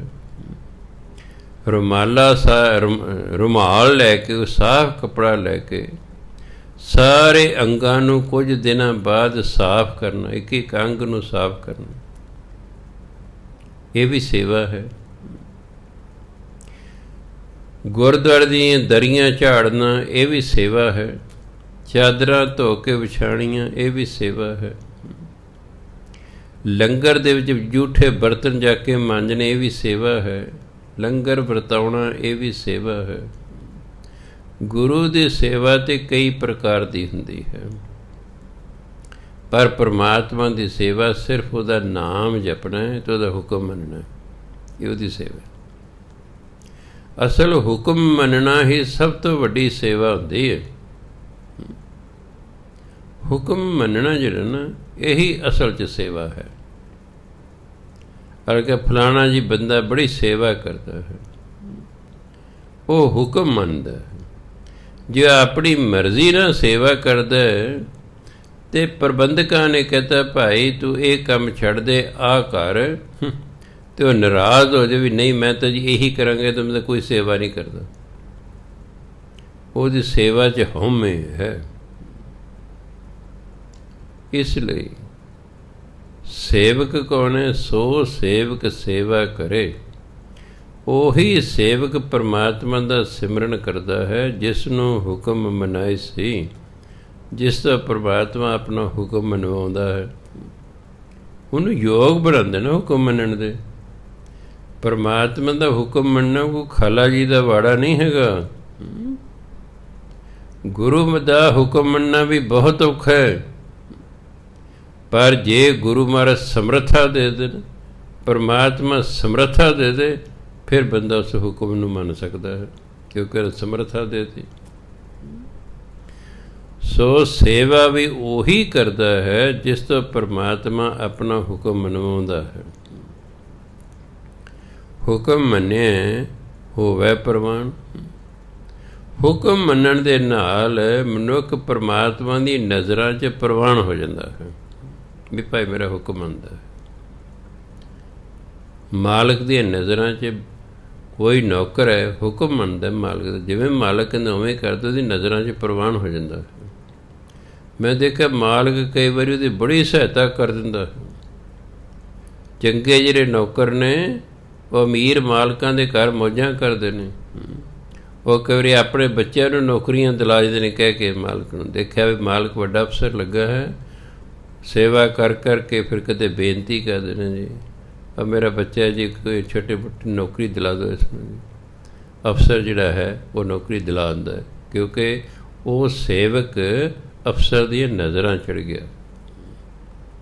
ਇਸ ਲਈ ਹੁਕਮ ਮੰਨਿਆ ਹੋਵੇ ਪ੍ਰਵਾਨ। ਹੁਕਮ ਮੰਨਣ ਨਾਲ ਮਨੁੱਖ ਪਰਮਾਤਮਾ ਦੀਆਂ ਨਜ਼ਰਾਂ 'ਚ ਪ੍ਰਵਾਨ ਹੋ ਜਾਂਦਾ ਹੈ। ਜਦੋਂ ਪ੍ਰਵਾਨ ਹੋ ਜਾਂਦਾ ਤਾਂ ਖਸਮੇ ਕਾ ਮਹਿਲ ਪਾਏ ਸੀ, ਫਿਰ ਉਹ ਪਰਮਾਤਮਾ ਦੇ ਮਹਿਲ ਪ੍ਰਾਪਤ ਹੋ ਜਾਂਦਾ ਹੈ। ਫਿਰ ਉਹ ਬੰਦਾ ਸੱਚਖੰਡ ਚਲਾ ਜਾਂਦਾ। ਪਰਮਾਤਮਾ ਦਾ ਮਹਿਲ ਕਿਹੜਾ ਹੈ? ਸੱਚਖੰਡ। ਉਹ ਫਿਰ ਸੱਚਖੰਡ ਪਹੁੰਚ ਜਾਂਦਾ। ਖਸਮੇ ਭਾਵੈ ਸੋ ਕਰੇ। ਜੋ ਮਾਲਕ ਨੂੰ ਚੰਗਾ ਲੱਗਦਾ ਹੈ, ਜਿਹੜਾ ਸੇਵਕ ਉਸੇ ਤਰ੍ਹਾਂ ਕਰਦਾ। ਮਨੋਂ ਚਿੰਦਿਆ ਸੋ ਫਲ ਪਾਏ ਸੀ, ਫਿਰ ਉਹ ਜੋ ਮਨ ਦੀ ਉਹਦੀ ਇੱਛਾ ਹੈ ਨਾ, ਉਹ ਪੂਰੀ ਹੋ ਜਾਏਗੀ। ਕਿਉਂਕਿ ਜਿਹੜਾ ਮਾਲਕ ਪਰਮਾਤਮਾ ਹੈ, ਗੁਰੂ ਹੈ, ਇਹ ਸਮਰੱਥ ਹੁੰਦੇ ਨੇ। ਪਰਮਾਤਮਾ ਦਾ ਨਾਮ ਹੀ ਇੱਛਾ ਪੂਰਕ ਹੈ। ਇੱਛਾ ਪੂਰਕ ਸਰਬ ਸੁਖ ਦਾਤਾ ਹਰ। ਪਰਮਾਤਮਾ ਇੱਛਾ ਪੂਰਕ ਹੈ। ਜਦੋਂ ਫਿਰ ਉਹਨੂੰ ਚੰਗਾ ਲੱਗਦਾ ਹੈ, ਖਸਮੇ ਭਾਵੈ ਸੋ ਕਰੇ। ਜਿਹੜਾ ਬੰਦਾ ਜੋ ਪਰਮਾਤਮਾ ਨੂੰ ਚੰਗਾ ਲੱਗਦਾ ਹੈ ਉਹ ਕੰਮ ਕਰਦਾ ਨਾ, ਮਨੋਂ ਚਿੰਦਿਆ ਸੋ ਫਲ ਪਾਏ ਸੀ। ਉਹਨੇ ਮਨ ਦੇ ਵਿੱਚ ਜੋ ਚਾਹਿਆ ਹੈ, ਚਿੰਦਿਆ ਜੋ ਸੋਚਿਆ ਹੈ, ਸੋ ਫਲ ਪਾਏ ਸੀ, ਉਹ ਫਲ ਉਹਨੂੰ ਮਿਲ ਜਾਂਦਾ ਹੈ। ਭਾਵ ਉਹਦੀ ਇੱਛਾ ਪੂਰੀ ਹੋ ਜਾਂਦੀ ਹੈ। ਜਦੋਂ ਜੋ ਚਾਹਿਆ ਮਿਲ ਗਿਆ ਹੈ ਤਾਂ ਦਰਗਾਹ ਪੈਦਾ ਜਾਏ ਸੀ। ਇਹੋ ਜਿਹਾ ਮਨੁੱਖ ਜਿਹੜਾ ਪਰਮਾਤਮਾ ਦੇ ਆਖੇ ਲੱਗਦਾ ਹੈ, ਜੋ ਪਰਮਾਤਮਾ ਦਾ ਸੇਵਕ ਹੈ, ਜੋ ਪਰਮਾਤਮਾ ਦਾ ਹੁਕਮ ਮੰਨਦਾ ਹੈ, ਉਹ ਦਰਗਾਹ 'ਚ ਪੈਦਾ ਹੁੰਦਾ ਸਤਿਕਾਰ ਸਹਿਤ। ਫਿਰ ਉਹ ਸਤਿਕਾਰ ਸਹਿਤ ਰੱਬ ਦੀ ਦਰਗਾਹ 'ਚ ਪਹੁੰਚਦਾ ਹੈ। ਉੱਥੇ ਆਦਰ ਮਾਣ ਹੁੰਦਾ। ਕਿਉਂ? ਇੱਕ ਦੇ ਨਾਮ ਜਪਿਆ ਹੈ, ਦੂਜਾ ਹੁਕਮ ਮੰਨਿਆ ਹੈ। ਸੇਵਾ ਕੀਤੀ, ਹੁਕਮ ਮੰਨਿਆ, ਨਾਮ ਜਪਿਆ। ਜਿਹੜਾ ਬੰਦਾ ਵੀ ਸ਼ੁਭ ਕਰਮ ਕਰਦਾ, ਗੁਰਬਾਣੀ ਅਨੁਸਾਰ ਕਰਮ ਕਰਦਾ, ਉਹਨੂੰ ਕਹਿੰਦੇ ਨੇ ਸ਼ੁਭ ਕਰਮ। ਜਿਹੜੇ ਕਰਮ ਗੁਰਬਾਣੀ ਦੇ ਵਿਰੁੱਧ ਨੇ ਉਹ ਨੇ ਅਸ਼ੁਭ। ਜਿਹੜਾ ਬੰਦਾ ਸ਼ੁਭ ਕਰਮ ਕਰਦਾ ਅਤੇ ਨਾਲ ਨਾਮ ਜਪਦਾ ਹੈ, ਉਹ ਪਰਮਾਤਮਾ ਦੀ ਨਜ਼ਰਾਂ 'ਚ, ਗੁਰੂ ਦੀਆਂ ਨਜ਼ਰਾਂ 'ਚ ਇੱਕ ਦਿਨ ਪ੍ਰਵਾਨ ਹੋ ਜਾਂਦਾ ਹੈ। ਬਸ ਜਦੋਂ ਪ੍ਰਵਾਨ ਹੋ ਗਿਆ ਫਿਰ ਤਾਂ ਕੋਈ ਰੁਕਾਵਟ ਹੀ ਨਹੀਂ ਰਹਿੰਦੀ ਹੈ। ਫਿਰ ਤਾਂ ਦਰਗਾਹ ਪੈਦਾ ਜਾਏ ਸੀ। ਫਿਰ ਸਤਿਕਾਰ ਸਹਿਤ ਪਰਮਾਤਮਾ ਦੀ ਦਰਗਾਹ ਨੂੰ ਜਾਂਦਾ। ਫਿਰ ਸ਼ਲੋਕ ਮਹਿਲਾ ਪਹਿਲਾ। ਗਊ ਬ੍ਰਾਹਮਣ ਕੋ ਕਰ ਲਾਵੋ, ਗੋਬਰ ਤਰਨ ਨ ਜਾਈ। ਧੋਤੀ ਟਿੱਕਾ ਤੈ ਜਪ ਮਾਲੀ, ਧਾਨ ਮਲੇਛਾਂ ਖਾਈ। ਅੰਤਰ ਪੂਜਾ ਪੜ੍ਹੈ ਕਿਤਾਬਾਂ, ਕਿਤਾਬਾਂ ਬੱਬੇ ਨੂੰ ਕੰਨਾ ਬਿੰਦੇ। ਅੰਤਰ ਪੂਜਾ ਪੜ੍ਹੈ ਕਿਤਾਬਾਂ, ਸੰਜਮ ਤੁਰਕਾਂ ਭਾਈ। ਤੁਰਕਾਂ ਕੱਕੇ ਨੂੰ ਕੰਨਾ ਬਿੰਦੇ। ਸੰਜਮ ਤੁਰਕਾਂ ਭਾਈ, ਛੋ ਡੀਲੇ ਪਾਖੰਡਾ। ਨਾਮ ਲੈ, ਈੜੀ ਨੂੰ ਸਿਹਾਰੀ ਹੈ, ਸਿਹਾਰੀ ਬੋਲਣਾ। ਦੇਖੋ ਅੱਜ ਕੱਲ੍ਹ ਪਤਾ ਨਹੀਂ ਮੁਹਾਰਨੀ ਸਕੂਲਾਂ 'ਚ ਪੜ੍ਹਾਉਂਦੇ ਨੇ ਕਿ ਨਹੀਂ ਪੜ੍ਹਾਉਂਦੇ। ਅੰਗਰੇਜ਼ੀ ਸਕੂਲਾਂ 'ਚ, ਸਰਕਾਰੀ ਸਕੂਲਾਂ 'ਚ ਤਾਂ ਮੁਹਾਰਨੀ ਪੜ੍ਹਾਇਆ ਕਰਦੇ। ਆ ਆ, ਏ ਈ, ਓ ਊ, ਏ ਐ ਓ ਔ, ਅੰਗ ਇਸ ਪ੍ਰਕਾਰ ਤਾਂ ਜੋ ਜਿੰਨੀਆਂ ਲਗਾ ਮਾਤਰਾ ਨੇ ਉਹ ਸਾਰਿਆਂ ਦੇ ਉਚਾਰਨ ਠੀਕ ਹੋ ਜਾਏ। ਵੀ ਜੇ ਕੱਲਾ ਆੜ ਹੈ ਉਹਦੀ ਕੀ ਆਵਾਜ਼ ਹੈ? ਜੇ ਕੰਨਾਂ ਲੱਗੇ ਫਿਰ ਆ ਇਹ ਈੜੀ ਨੂੰ ਸਿਹਾਰੀ ਲੱਗੀ ਹੈ ਉਹਦੀ ਆਵਾਜ਼ ਇਹ ਈ। ਜੇ ਬਿਹਾਰੀ ਲੱਗੀ ਹੈ ਲੰਬੀ ਆਵਾਜ਼ ਹੋ ਗਈ ਈ ਇਹ ਈ। ਉਹ ਊੜੇ ਨੂੰ ਔਂਕਲ ਲੱਗਾ ਛੋਟੀ ਆਵਾਜ਼ ਹੋ ਗਈ ਉਹ ਊ। ਊੜੇ ਨੂੰ ਦਲੈਂਕਲ ਲੱਗੇ ਲੰਮੀ ਆਵਾਜ਼ ਹੋ ਗਈ ਊ ਉਹ ਊ। ਏ ਈੜੀ ਨੂੰ ਲਾਂ ਲੱਗੀ ਹੈ ਏ। ਈੜੀ ਨੂੰ ਦਲਾਵਾਂ ਨਹੀਂ ਲੱਗਿਆ ਕਰਦੀ ਹੈ ਕਹਿ ਰੱਖਣੀ। ਈੜੀ ਨੂੰ ਦਲਾਵਾਂ ਨਹੀਂ ਲੱਗਿਆ ਕਰਦੀ ਈੜੀ ਲਾਂ ਲੱਗਦੀ ਏ ਐ। ਹੁਣ ਬੋਲਿਆ ਐ ਆੜੇ ਨੂੰ ਦਲਾਵਾਂ ਐ ਏ ਐ। ਓ ਊੜੇ ਦਾ ਮੂੰਹ ਖੁੱਲ੍ਹਾ ਓ ਓ। ਆੜੇ ਤੇ ਕਨੌੜਾ ਆੜੇ ਤੇ ਕਨੌੜਾ ਦੀ ਆਵਾਜ਼ ਓ। ਊੜੇ ਤੇ ਹੋੜਾ ਲੱਗਾ ਹੋੜਾ ਨਹੀਂ ਲੱਗਦਾ ਉਹਦਾ ਮੂੰਹ ਖੁੱਲ੍ਹਾ ਕਰ ਦਿੰਦਾ ਹੋੜੇ ਦੀ ਆਵਾਜ਼ ਦਿੰਦਾ ਉਹ। ਆੜੇ ਤੇ ਕਨੌੜਾ ਲੱਗਦਾ ਆੜੇ ਤੇ ਹੋੜਾ ਨਹੀਂ ਲੱਗਦਾ ਖੈਰ ਰੱਖਣਾ। ਆੜੇ ਤੇ ਹੋੜਾ ਨਹੀਂ ਲੱਗਦਾ ਆੜੇ ਤੇ ਕਨੌੜਾ ਲੱਗਦਾ ਓ। ਆੜੇ ਤੇ ਟਿੱਪੀ ਅੰਗ ਆੜੇ ਤੇ ਟਿੱਪੀ ਅੰਗ। ਅੱਧੇ ਗੱਗੇ ਦੀ ਆਵਾਜ਼ ਮਗਰ ਆਉਂਦੀ ਹੈ ਅੰਗ। ਆੜੇ ਨੂੰ ਕੰਨਾ ਬਿੰਦੀ ਇਹਨੂੰ ਕਦੇ ਮੁਹਾਰ ਨਹੀਂ। ਊੜਾ ਆੜਾ ਈੜੀ ਤਿੰਨ ਅੱਖਰੇ ਦੇ ਚ ਆ ਗਏ ਨੇ ਤਿੰਨ ਅੱਖਰੇ ਚ ਆ ਗਏ। ਨਾਲੇ ਪਤਾ ਲੱਗ ਗਿਆ ਕਿ ਇਹਨਾਂ ਨੂੰ ਕਿਹੜੀ ਕਿਹੜੀ ਲਗ ਮਾਤਰਾ ਲੱਗਦੀਆਂ ਨੇ। ਫਿਰ ਸਸੈ ਸ ਸਾ ਸ ਸੀ ਸ ਸੂ ਸੇ ਸੈ ਸੋ ਸੌ ਸੰਗ ਸਾਂ। ਇਸ ਤਰ੍ਹਾਂ ਰਾੜੇ ਤੱਕ ਪੜਾ ਯਾਦ ਕਰਵਾਇਆ ਜਾਂਦਾ ਸੀ। ਸਾਡੇ ਜਦੋਂ ਮੈਂ ਪੜ੍ਹਦਾ ਸੀ ਟੀਚਰ ਇਸ ਤਰ੍ਹਾਂ ਯਾਦ ਕਰਵਾਉਂਦਾ ਸੀ ਵੀ ਸਾਰੀ ਮੁਹਾਰਨੀ ਇਸ ਤਰ੍ਹਾਂ ਤੁਹਾਨੂੰ ਯਾਦ ਹੋਣੀ ਜੀ ਤਾਂ ਜੋ ਹਰ ਇੱਕ ਅੱਖਰ ਦੇ ਨਾਲ ਲੱਗੀ ਹੋਈ ਲਗ ਮਾਤਰਾ ਉਹ ਬੋਲਣੀ ਆ ਜਾਏ ਬੋਲਣੀ। ਹੁਣ ਸ਼ਬਦ ਹੈ ਮਿਹਰ ਮੰਮੇ ਨੂੰ ਸਿਆਰੀ ਹਾਹਾ ਰਾਰਾ। ਲੈ 99% ਪਾਠੀਆਂ ਨੂੰ ਮਿਹਰ ਹੀ ਨਹੀਂ ਬੋਲਣਾ ਦੀ ਕਹਿਣਗੇ ਮਹਿਰ। ਤਰਸ ਪਿਆ ਮਹਿਰਾਮਤ ਹੋਈ ਇਹ ਕਹਿਣਗੇ। ਉੱਥੇ ਲਿਖਿਆ ਤਰਸ ਪਿਆ ਮਹਿਰਾਮਤ ਹੋਈ। ਮਹਿਰਾਮਤ ਮਿਹਰ ਮੰਮੀ ਨੇ ਸਿਹਾਰੀ ਹੈ ਸਿਹਾਰੀ ਦੀ ਆਵਾਜ਼ ਹੀ ਨਹੀਂ ਕੱਢਣੀ ਆਉਂਦੀ। ਕੱਚ ਰਹਿ ਗਏ ਨਾ ਪ੍ਰਾਇਮਰੀ ਦੇ ਵਿੱਚ ਹੀ ਜੜ੍ਹਾਂ ਕੱਚੀਆਂ ਰਹਿ ਗਈਆਂ। ਹੁਣ ਬਿਲਡਿੰਗ ਉੱਤੇ ਕਿਵੇਂ ਉਸਰੇਗੀ? ਨੀਂਹ ਹੀ ਕੱਚੀ ਰਹਿ ਗਈ ਹੈ। ਜੇ ਨੀਂਹ ਹੀ ਮਜ਼ਬੂਤ ਨਹੀਂ ਉੱਤੇ ਬਿਲਡਿੰਗਾਂ ਮਜ਼ਬੂਤ ਨਹੀਂ ਬਣ ਸਕਿਆ ਕਰਦੀਆਂ। ਯਾਦ ਰੱਖਣਾ ਨੀਂਹ ਹੀ ਕੱਚੀ ਰਹਿ ਗਈ ਹੈ।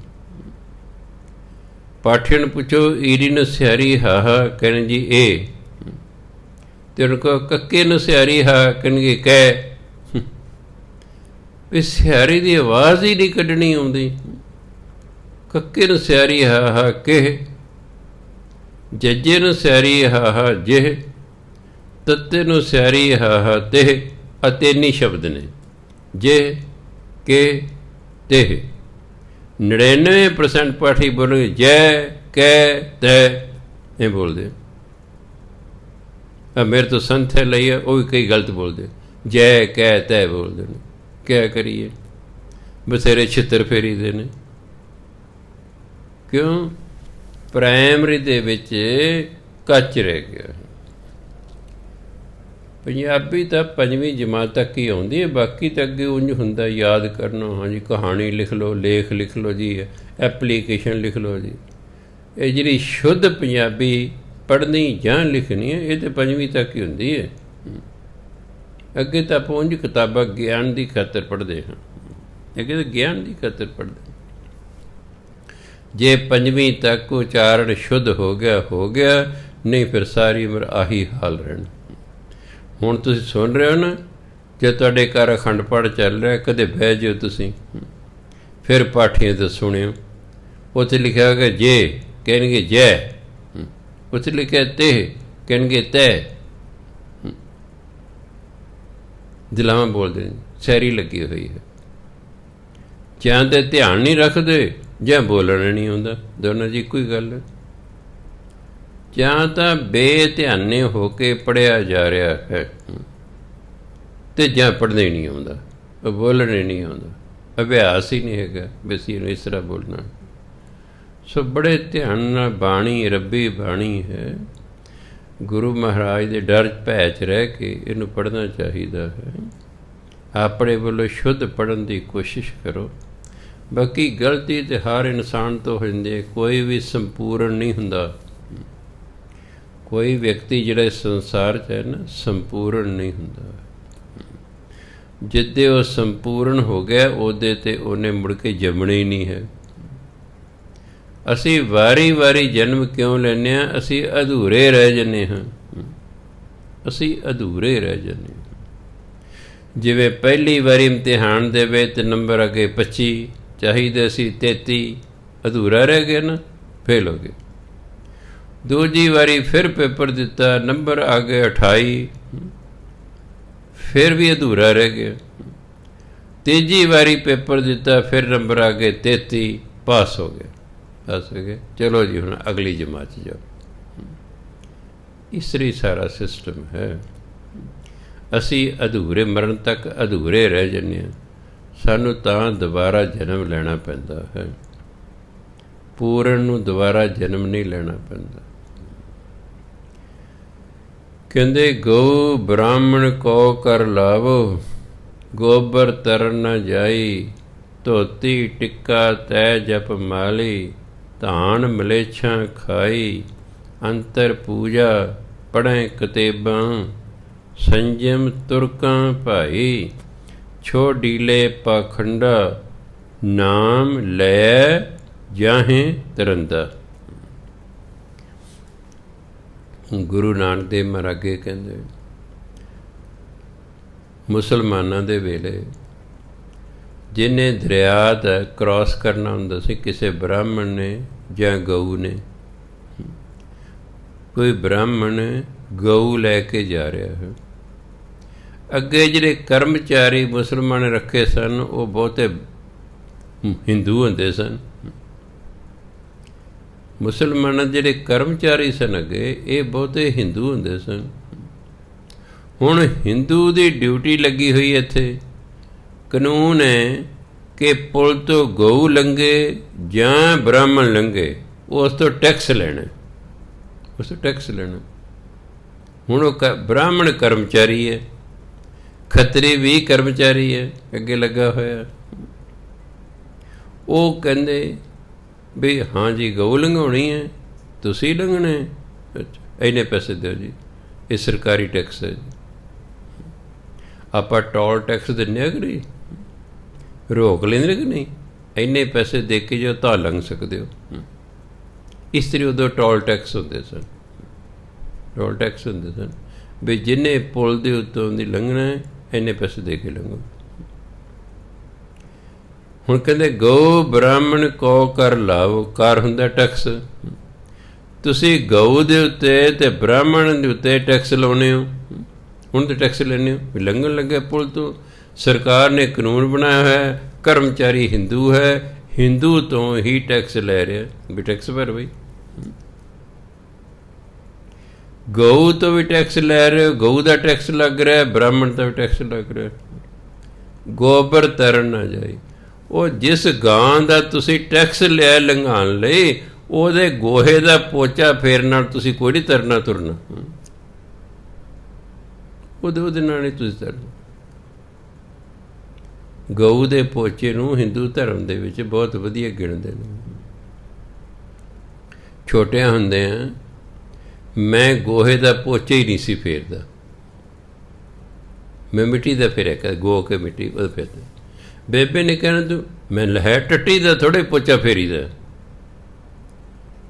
ਮੈਂ ਮੱਝ ਹੈ ਚਾਹੇ ਗਊ ਹੈ, ਸ਼ਬਦ ਗੋਹਾ ਰੱਖਿਆ, ਹੈ ਤੇ ਗੂੰ, ਹੈ ਤੇ ਗੂੰ ਹੀ ਇਹਨਾਂ ਦਾ। ਕੀ ਤੁਹਾਨੂੰ ਇਹ 'ਚ ਬਦਬੂ ਨਹੀਂ ਆਉਂਦੀ ਜਦੋਂ ਪਸ਼ੂ ਗੋਹਾ ਕਰਦਾ? ਦੱਸੋ ਜਾਂਦਾ ਕਦੇ ਖੁਸ਼ਬੂ ਆਈ ਹੈ ਗੋਹੇ 'ਚ? ਮੈਂ ਤਾਂ ਟੱਟੀ ਹੈ, ਮੈਂ ਮਾਈ ਦੀ ਟੱਟੀ ਹੈ, ਇਹ ਗਾਂ ਦੀ ਟੱਟੀ ਹੈ, ਮੈਂ ਨਹੀਂ ਦੇਣਾ ਪੋਚਾ ਫੇਰਦਾ।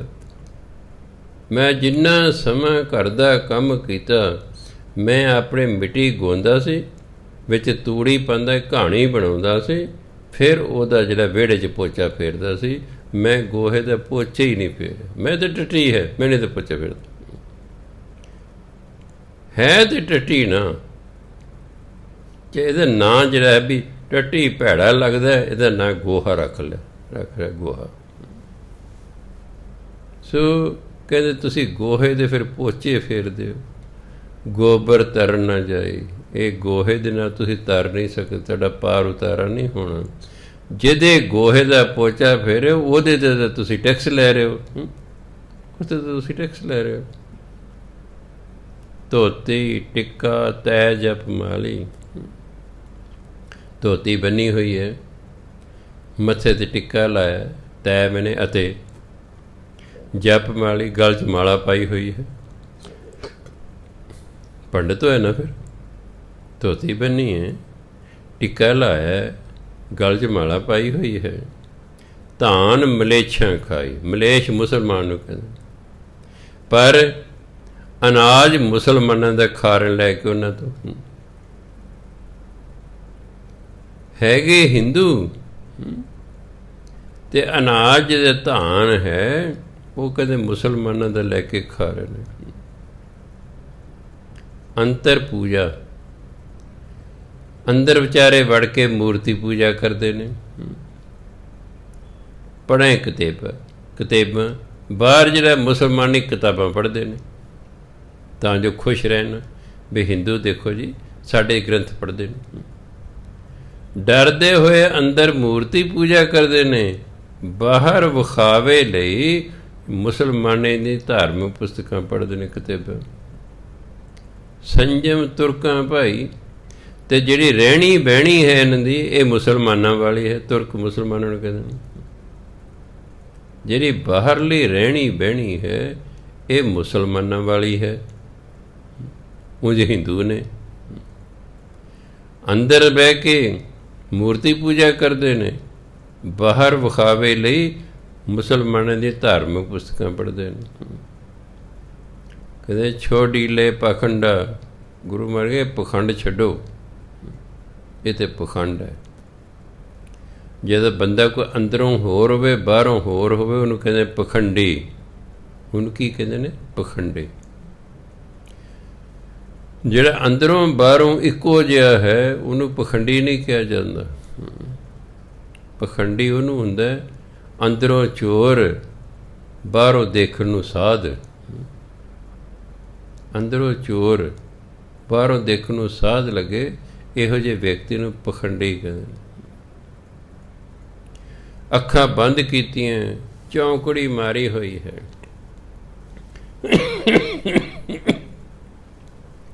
ਚੌਂਕੜੀ ਮਾਰ ਕੇ ਹੱਥ ਗੋਦੀ 'ਚ ਰੱਖੇ ਹੋਏ ਨੇ, ਸਿੱਧਾ ਬੈਠਾ 90 ਦੇ ਕੋਣ 'ਤੇ, ਅੱਖਾਂ ਬੰਦ ਕੀਤੀਆਂ ਹੋਈਆਂ ਨੇ। ਬੰਦਾ ਸੋਚਦਾ ਵਿਆਹ ਸਿਮਰਨ ਕਰ ਰਿਹਾ ਅਤੇ ਅੰਦਰ ਪਤਾ ਨਹੀਂ ਕੀ ਕੁਛ ਸੋਚ ਰਿਹਾ ਹੈ, ਅੰਦਰ ਪਤਾ ਨਹੀਂ ਕੀ ਸੋਚੀ ਜਾ ਰਿਹਾ।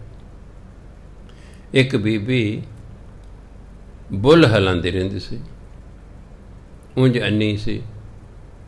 ਮੈਂ ਕਿਹਾ ਬੜਾ ਸਿਮਰਨ ਕਰਦੀ ਹੋਣੀ। ਇੱਕ ਦਿਨ ਮੈਂ ਉਹਦੇ ਮੂੰਹ ਕੋਲੇ ਕੰਨ ਲਾਇਆ, ਉਹਨੂੰ ਕੀ ਪਤਾ ਸੀ ਵੀ ਕੁਝ ਸੁਣ।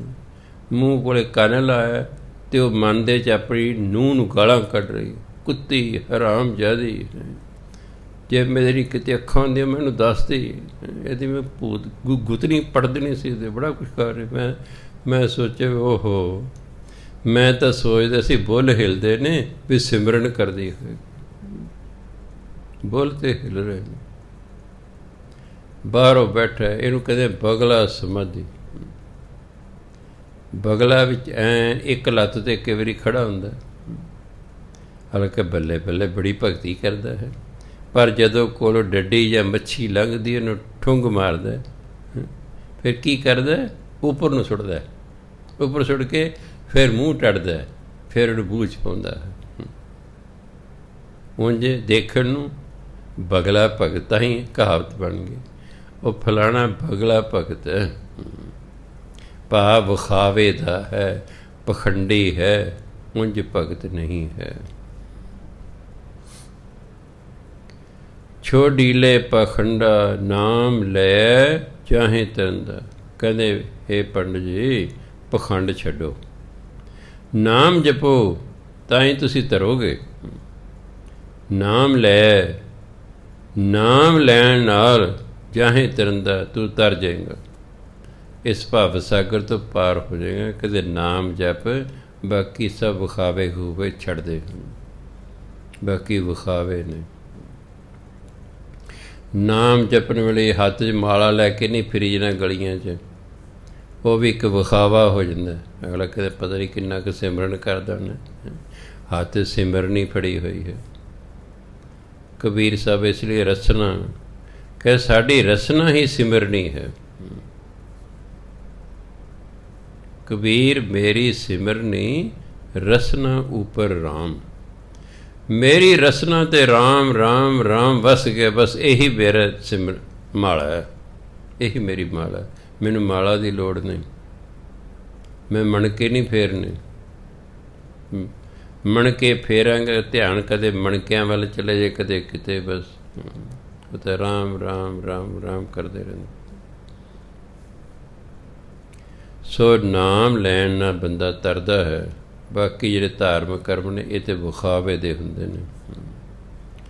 ਅੱਗੇ ਕਹਿੰਦੇ ਮਹਿਲਾ ਪਹਿਲਾ, ਮਾਨਸ ਖਾਣੇ ਕਰਹਿ ਨਿਵਾਜ਼, ਛੁਰੀ ਵਗਾਇਨ ਤਿੰਨ ਗਲ ਤਾਗ, ਤਿੰਨ ਘਰ ਬ੍ਰਹਮਣ ਪੂਰਹਿ ਨਾਦ, ਉਨ ਭੇ ਆਵੇਂ ਉਹੀ ਸਾਧ, ਕੂੜੀ ਰਾਸ ਕੂੜਾ ਵਾਪਾਰ, ਕੂੜ ਬੋਲ ਕਰਹਿ ਆਹਾਰ, ਸ਼ਰਮ ਧਰਮ ਕਾ ਡੇਰਾ ਦੂਰ, ਨਾਨਕ ਕੂੜ ਰਿਹਾ ਭਰਪੂਰ, ਮੱਥੇ ਟਿੱਕਾ ਤੇੜ ਧੋਤੀ ਕਖਾਈ, ਹੱਥ ਛੁਰੀ ਜਗਤ ਕਸਾਈ, ਨੀਲ ਵਸਤਰ ਪਹਿਰ ਹੋਵੇਂ ਪਰਵਾਨ, ਮਲੇਛ ਧਾਨ ਲੈ ਪੂਜਹਿ ਪ੍ਰਾਣ, ਅਪਾਖਿਆ ਕਾ ਕੁੱਠਾ ਬੱਕਰਾ ਖਾਣਾ,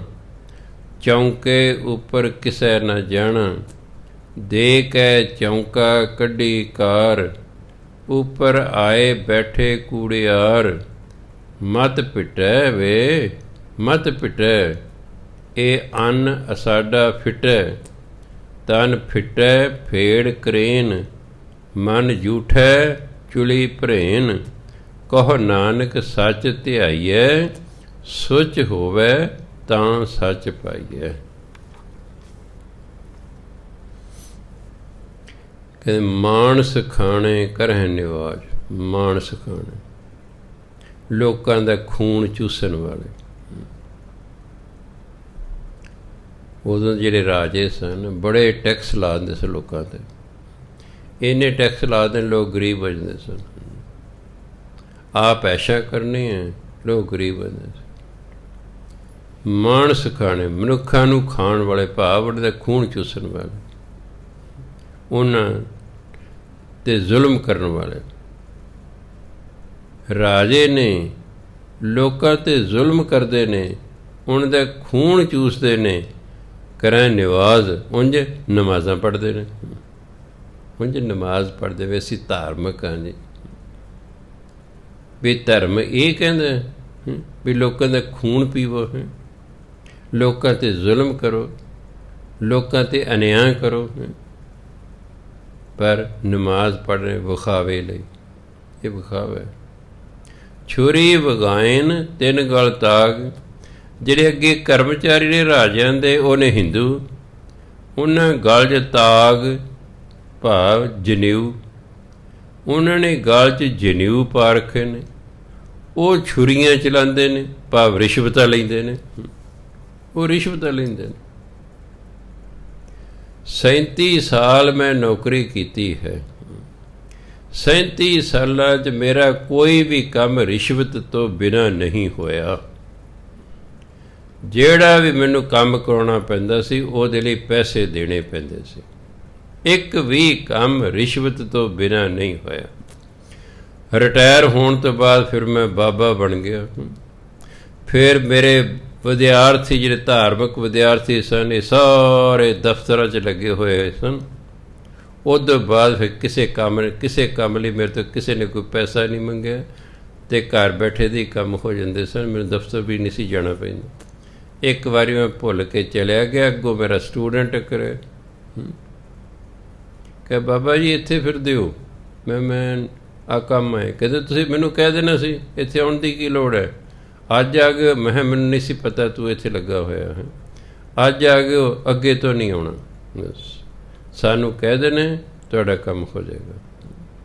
ਨਹੀਂ ਤਾਂ 37 ਸਾਲ ਜਿੰਨੇ ਵੀ ਕੰਮ ਕਰਾਏ ਮੈਂ ਸਾਰਿਆਂ ਲਈ ਰਿਸ਼ਵਤ ਦੇਣੀ ਪਈ। ਅਤੇ ਉਦੋਂ ਤਾਂ ਹੋਰ ਵੀ ਮਾੜਾ ਹਾਲ ਸੀ ਉਹਨਾਂ ਜ਼ਮਾਨੇ ਤਾਂ। ਹੁਣ ਹੀ ਇਹ ਹਾਲ ਹੈ ਜਿਹਨੂੰ ਅਸੀਂ ਲੋਕ ਰਾਜ ਕਹਿੰਦੇ ਹਾਂ। ਕੋਈ ਸਾਡਾ ਰਾਜ ਰੂਜ ਨਹੀਂ ਹੈਗਾ। ਇਹ ਜਿਨ੍ਹਾਂ ਦਾ ਹੈ ਬਸ ਉਹਨਾਂ ਦਾ ਹੀ ਹੈ। ਮੈਨੂੰ ਆ ਪੰਜਾਬੀ ਟੀਚਰ ਯਾਦ ਆ ਜਾਂਦਾ। ਉਹ ਕਹਿੰਦਾ ਜੈਮਲ ਸਿੰਘ ਆਪਾਂ ਹੈਗੇ ਭੇਡਾਂ। ਇਹ ਜਿਹੜੇ ਰਾਜੇ ਹੁੰਦੇ ਪੋਲੀਟੀਕਲ ਬੰਦੇ ਨੇ ਇਹ ਨੇ ਆਜੜੀ। ਆਜੜੀ ਕੋਈ ਵੀ ਆ ਜੇ ਉਹਨੇ ਭੇਡ ਦੀ ਉਹਨੇ ਲਾਉਣੀ ਹੈ। ਲਾਉਣੀ ਨਾ। ਆਪਾਂ ਭੇਡਾਂ। ਕਾਂਗਰਸੀ ਆ ਗਏ ਉਹਨਾਂ ਵੀ ਸਾਡੀ ਉਹਨੇ ਲਾਉਣੀ ਹੈ। ਅਕਾਲੀ ਆ ਗਏ ਉਹਨਾਂ ਵੀ ਸਾਡੀ ਉਹਨੇ ਲਾਉਣੀ ਹੈ। ਜੇ ਕੋਈ ਹੋਰ ਪਾਰਟੀ ਆ ਗਈ ਉਹਨਾਂ ਵੀ ਸਾਡੀ ਉਹਨੇ ਲਾਉਣੀ ਹੈ। ਆਪਾਂ ਦੇ ਕਦੇ ਭੇਡਾਂ। ਅਤੇ ਮੈਨੂੰ ਅੱਜ ਵੀ ਯਾਦ ਆਉਂਦਾ ਵੀ ਵਾਕਈ ਅਸੀਂ ਤਾਂ ਭੇਡਾਂ ਹੀ ਹਾਂ। ਜਿਹੜਾ ਵੀ ਆਉਂਦਾ ਉਹੀ ਲੋਕਾਂ ਦੀ ਉੱਨੀ ਲਾਹੁੰਦਾ। ਸੋ ਗੁਰੂ ਮਹਾਰਾਜ ਕਹਿੰਦੇ ਛੁਰੀ ਵਗਾਇਨ ਤਿੰਨ ਗਲ ਤਾਗ। ਜਿਨ੍ਹਾਂ ਦੇ ਗਲਾਂ 'ਚ ਜਨੇਊ ਪਾਏ ਹੋਏ ਹਨ ਉਹ ਛੁਰੀਆਂ ਚਲਾ ਰਹੇ ਪਾਓ ਰਿਸ਼ਵਤਾਂ ਲੈ ਰਹੇ ਹਨ। ਤਿੰਨ ਘਰ ਬ੍ਰਾਹਮਣ ਪੂਰੇ ਨਾਦ। ਇਹੋ ਜਿਹਾਂ ਦੇ ਘਰਾਂ 'ਚ ਜਾ ਕੇ ਬ੍ਰਾਹਮਣ ਸੰਖ ਵਜਾਉਂਦੇ ਨੇ। ਸੰਖ ਪੂਰਦੇ ਨੇ। ਪੂਰੇ ਵਜਾਉਣਾ ਨਾਦ ਸੰਖ। ਕਈ ਪਹਿਲਾਂ ਹੁਣ ਤਾਂ ਸਪੀਕਰ ਹੋ ਗਏ ਨਾ। ਪਹਿਲਾਂ ਮੰਦਰਾਂ ਗੁਰਦੁਆਰੇ 'ਚ ਸੰਖ ਪੂਰਿਆ ਜਾਂਦਾ ਸੀ ਬਈ ਲੋਕਾਂ ਨੂੰ ਪਤਾ ਲੱਗ ਗਿਆ ਅੰਮ੍ਰਿਤ ਵੇਲਾ ਹੋ ਗਿਆ, ਸੰਧਿਆ ਦਾ ਵੇਲਾ ਹੋ ਗਿਆ ਹੈ। ਉਹ ਸੰਖ ਦੀ ਆਵਾਜ਼ ਬਹੁਤ ਦੂਰ ਤੱਕ ਛੱਤ 'ਤੇ ਚੜ੍ਹ ਕੇ ਨਾ ਸੰਖ ਪੂਰਿਆ ਕਰਦੇ ਸਨ ਤਾਂ ਜੋ ਲੋਕਾਂ ਨੂੰ ਪਤਾ ਲੱਗ ਜਾਏ ਵੀ ਹੁਣ ਭਜਨ ਬੰਦਗੀ ਦਾ ਗੁਰਦੁਆਰੇ ਮੰਦਰ 'ਚ ਸਮਾਂ ਹੋ ਗਿਆ। ਆਓ ਭਾਈ ਉੱਥੇ। ਇਹ ਜਿਹੜੇ ਰਿਸ਼ਵਤ ਖੋਰ ਨੇ ਲੋਕਾਂ ਦਾ ਖੂਨ ਚੂਸਣ ਵਾਲੇ ਹਨ ਇਹਨਾਂ ਦੇ ਘਰ ਜਾ ਕੇ ਬ੍ਰਾਹਮਣ ਸੰਖ ਪੂਰਦੇ ਨੇ। ਉਹਨਾਂ ਵੀ ਆਵੇਂ ਉਹੀ ਸਾਧ। ਇਹ ਸੰਖ ਪੂਰਨ ਵਾਲਿਆਂ ਨੂੰ ਵੀ ਤਾਂ ਫਿਰ ਉਹੀ ਸਵਾਦ ਆਉਣੇ ਨਾ। ਉਹਨਾਂ ਦੇ ਖਾਧੇ ਹੋਏ ਦਾ ਅਸਰ ਤਾਂ ਇਹਨਾਂ 'ਤੇ ਵੀ ਹੋਣਾ। ਮੈਂ ਕਿਸੇ ਉਸ ਘਰ 'ਚ ਚਲਿਆ ਗਿਆ ਹਾਂ ਪ੍ਰੋਗਰਾਮ 'ਤੇ ਜਿਨ੍ਹਾਂ ਨੂੰ ਹਰਾਮ ਦੀ ਕਮਾਈ ਹੈ। ਉਹਨਾਂ ਨੇ ਹਰਾਮ ਦੀ ਕਮਾਈ 'ਚੋਂ ਲੰਗਰ ਲਾਇਆ ਹੋਇਆ ਹੈ ਅਤੇ ਮੈਂ ਵੀ ਛਕਿਆ ਅਤੇ ਫਿਰ ਮੇਰੇ 'ਤੇ ਤਾਂ ਕੁਝ % ਅਸਰ ਹੋਵੇਗਾ ਹੀ ਨਾ। ਹਰਾਮ ਦੀ ਕਮਾਈ ਦਾ ਮੇਰੇ 'ਤੇ ਕੁਝ ਅਸਰ ਹੋਵੇਗਾ ਹੀ ਹੋਵੇਗਾ। ਅਤੇ ਕੋਈ ਵਿਰਲਾ ਟਾਮ ਹੈ ਜਿਹੜਾ 10-9 ਦੀ ਕਿਰਤ 'ਚੋਂ ਲੰਗਰ ਲਾਉਂਦਾ, ਨਹੀਂ ਤਾਂ ਬਹੁਤ ਹਰਾਮ ਦੀ ਕਮਾਈ 'ਚੋਂ ਲਾਉਂਦੇ ਨੇ। ਆ ਜਿੰਨਾ ਜ਼ਿਆਦਾ ਖਰਚ ਕੀਤਾ ਜਾਂਦਾ ਹੈ। ਮਰ ਗਿਆ ਬੰਦਾ। ਪਹਿਲਾਂ ਕਹਿੰਦੇ ਸੀ ਬੁੜਾ ਮਰ ਗਿਆ ਮਠਿਆਈ ਵਰਤਾਓ ਜਲੇਬੀਆਂ ਬਣਾਓ। ਮੈਂ ਯਾਰ ਉਹ ਮਰ ਗਿਆ ਹੈ ਤੁਹਾਡਾ ਬਾਪੂ, ਇਹ 'ਚ ਖੁਸ਼ੀ ਵਾਲੀ ਕਿਹੜੀ ਗੱਲ ਹੈ? ਤੁਸੀਂ ਜਲੇਬੀਆਂ ਲੱਡੂ ਵਰਤਾ ਰਹੇ ਹੋ। ਇਹਦਾ ਮੈਂ ਤੁਸੀਂ ਚੰਗਾ ਹੋਇਆ ਮਰਿਆ ਮਗਰੋਂ ਲੱਥਾ। ਨਹੀਂ ਕਹਿੰਦਾ ਬੁੜੇ ਨੂੰ ਵੱਡਿਆਂ ਕਰ ਰਹੇ। ਮੈਂ ਵੱਡਿਆ ਜਿੱਦੇ ਮਰ ਗਿਆ ਵੱਡਾ ਤਾਂ ਉਦੋਂ ਹੀ ਹੋ ਗਿਆ ਸੀ। ਉਹ ਵੱਡਾ ਦਾ ਮਤਲਬ ਮਰ ਗਿਆ। ਉਹ ਤਾਂ ਜਿੱਦੇ ਮਰ ਗਿਆ ਉਦੋਂ ਵੱਡਾ ਹੋ ਗਿਆ। ਹੁਣ ਇੱਥੇ ਮਰਗ ਦਾ ਭੋਗ ਪਿਆ ਸਾਡੇ ਗੁਰਦੁਆਰੇ। 5 ਪ੍ਰਕਾਰ ਦੀ ਤਾਂ ਸਵੀਟ ਡਿਸ਼ ਸੀ ਮਰਗ ਦੇ ਭੋਗ 'ਤੇ। ਬਾਕੀ ਹੋਰ ਕਿੰਨਾ ਕੁਛ ਸੀ। ਬੰਦਾ ਮਰਿਆ ਉਹਦੇ ਮਰਗ ਦੇ ਭੋਗ 'ਤੇ ਵਿਆਹ ਤੋਂ ਵੀ ਵੱਧ ਵਧੀਆ ਖਾਣ ਪੀਣ ਨੂੰ ਸੀ। ਪਤਾ ਨਹੀਂ ਅੰਦਰ ਕਿੰਨੀ ਕੁ ਖੁਸ਼ੀ ਸੀ ਵੀ ਮਰਿਆ ਮਗਰੋਂ ਲੱਥਾ। ਇਹੀ ਖੁਸ਼ੀ ਹੋਣੀ ਹੈ, ਨਹੀਂ ਤਾਂ ਮਰ ਗਿਆ ਅਫਸੋਸ। ਠੀਕ ਆਏ ਨੇ, ਦਾਲ ਰੋਟੀ ਖਵਾ ਦਿਓ ਭਾਈ। ਇਹ ਥੋੜ੍ਹੇ ਸਵਾਦਾਂ 'ਚ ਪੈਣੇ ਮਰਗ ਦੇ ਭੋਗ 'ਤੇ। ਕੋਈ ਵਿਆਹ ਹੈ ਵੀ ਖੁਸ਼ੀ ਦਾ ਕੋਈ ਮੌਕਾ ਹੈ ਨਾ। ਇਹ ਤਾਂ ਮਤਲਬ ਹਰਾਮ ਦੀ ਕਮਾਈ ਹੋਣੀ ਹੈ। ਉਹ 'ਚ ਖਵਾਈ ਜੋ ਮਰਜ਼ੀ ਲੋਕਾਂ ਨੂੰ। ਉਹਨਾਂ ਵੀ ਆਵੇਂ ਉਹੀ ਸਾਧ, ਉਹਨਾਂ ਨੂੰ ਵੀ ਉਹੀ ਸਵਾਦ ਆਉਂਦੇ ਨੇ। ਕੂੜੀ ਰਾਸ ਕੂੜਾ ਵਪਾਰ। ਰਾਸ ਹੁੰਦੀ ਹੈ ਪੂੰਜੀ, ਲੋਕਾਂ ਦੀ ਪੂੰਜੀ ਵੀ ਝੂਠੀ, ਵਪਾਰ ਵੀ ਝੂਠਾ। ਕੂੜ ਬੋਲ ਕਰੈਂ ਆਹਾਰ, ਆਹਾਰ ਹੁੰਦਾ ਭੋਜਨ। ਝੂਠ ਬੋਲ ਬੋਲ ਕੇ ਭੋਜਨ ਖਾਂਦੇ, ਬਹਾਨੇ ਬਣਾਉਂਦੇ ਨੇ, ਝੂਠ ਬੋਲਦੇ ਨੇ, ਖਾਣ ਪੀਣ ਦਾ ਪ੍ਰਬੰਧ ਕਰ ਲੈਂਦੇ ਨੇ। ਸ਼ਰਮ ਧਰਮ ਕਾ ਡੇਰਾ ਦੂਰ। ਨਾ ਸ਼ਰਮ ਰਹੀ ਸਮਾਜ 'ਚ, ਨਾ ਧਰਮ ਰਿਹਾ। ਇਹਦਾ ਤਾਂ ਡੇਰੇ ਹੀ ਦੂਰ ਹੋ ਗਏ। ਸ਼ਰਮ ਧਰਮ ਤੇ ਖਤਮ ਹੀ ਹੋ ਗਏ। ਨਾਨਕ ਕੂੜ ਰਿਹਾ ਭਰਪੂਰ। ਸਾਰੇ ਪਾਸੇ ਕੂੜ ਦਾ ਹੀ ਫੈਲਾਅ ਹੋ ਗਿਆ ਹੈ। ਸਭ ਪਾਸੇ ਕੂੜ ਹੀ ਕੂੜ ਹੋ ਗਿਆ ਹੈ। ਤਾਂ ਇਹ ਸੱਚ ਕਾਲ ਕੂੜ ਵਰਤਿਆ। ਸੱਚ ਦਾ ਤੇ ਕਾਲ ਪੈ ਗਿਆ ਹੈ, ਕੂੜ ਦਾ ਵਰਤਾਵਾ ਸਾਰੇ ਪਾਸੇ ਹੋ ਗਿਆ ਹੈ। 500 ਸਾਲ ਪਹਿਲਾਂ ਵੀ ਇਸ ਤਰ੍ਹਾਂ ਹੀ ਸੀ, ਹੁਣ ਵੀ ਇਸ ਤਰ੍ਹਾਂ ਹੀ ਹੈ। ਆਪ ਜੀ ਨੂੰ ਬੇਨਤੀ ਹੈ, ਸਮਾਜ ਨਹੀਂ ਬਦਲਦਾ ਹੁੰਦਾ, ਇਹ ਇਸ ਤਰ੍ਹਾਂ ਹੀ ਰਹਿੰਦਾ।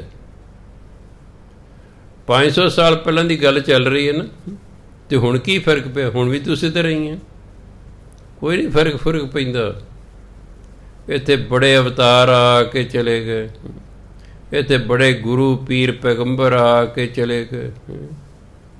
ਅੱਜ ਦਾ ਮਨੁੱਖ ਉੱਥੇ ਹੀ ਹੈ, ਇਹ 'ਚ ਕੋਈ ਬਹੁਤਾ ਪਰਿਵਰਤਨ ਨਹੀਂ ਆਇਆ। ਪਰਿਵਰਤਨ ਜੇ ਆਉਂਦਾ ਤਾਂ ਮਨੁੱਖ 'ਚ ਹੀ ਆਉਂਦਾ, ਪਸ਼ੂਆਂ 'ਚ ਤਾਂ ਆਉਂਦਾ ਹੀ ਨਹੀਂ ਹੁੰਦਾ।